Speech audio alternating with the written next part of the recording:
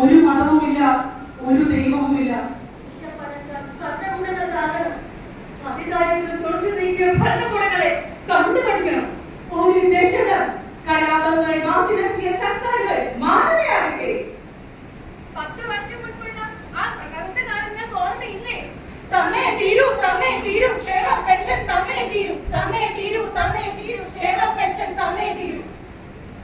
പറക്കുളവാക്കുന്ന ആശുപത്രികൾ, പൊട്ടിപ്പൊളിഞ്ഞ സ്കൂൾ കെട്ടിടങ്ങൾ, അകന്ന റോഡുകൾ, തകർന്ന സാമ്പത്തികം വേണ്ട. നല്ലത് തുടരട്ടെ, നാളെ നന്നാവട്ടെ.